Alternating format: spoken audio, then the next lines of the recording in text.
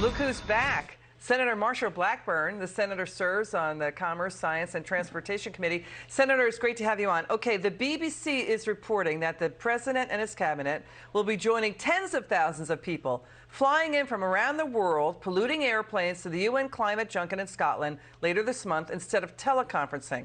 They're going to lecture the public, stop polluting, and accept gas and carbon taxes. What do you say to this? I say that what they need to do is practice what they preach.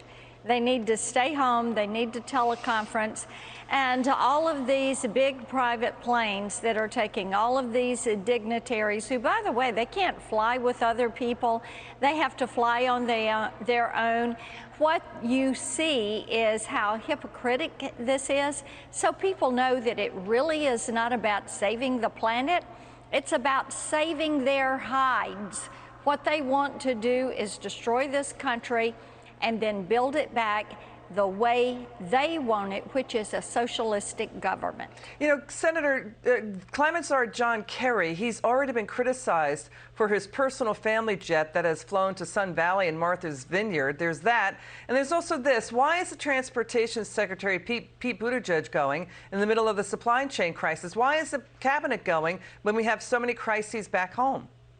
And you're exactly right. We've got crisis all over the place. Buttigieg has been out on paternity leave.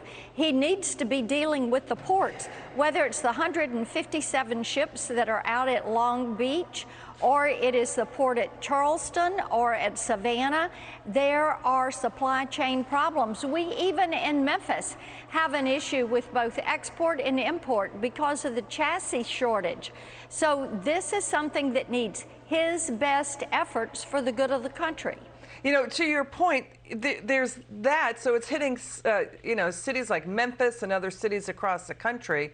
And then we're going to start hearing about gas taxes and carbon taxes with this climate conference that's coming up. We already have the White House and Democrats want to tax low-income workers. That's according to the Joint Committee on Taxation.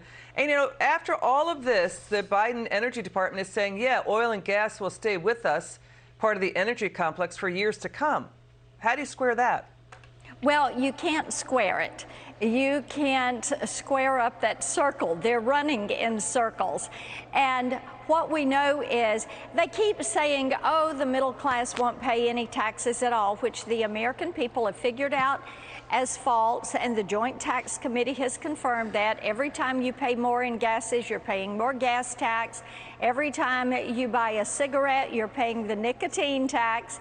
These guys are looking for everywhere they can to put in a tax, and then they turn around and lie to the American people about this, continuing to say they're not increasing taxes, that the $3.5 trillion bill will cost nothing. And the American people are saying, we know you're lying. They know this. They have figured it out. People are smart. All right, Senator Marshall Blackburn, so are you. It's good to have you on. Come back soon.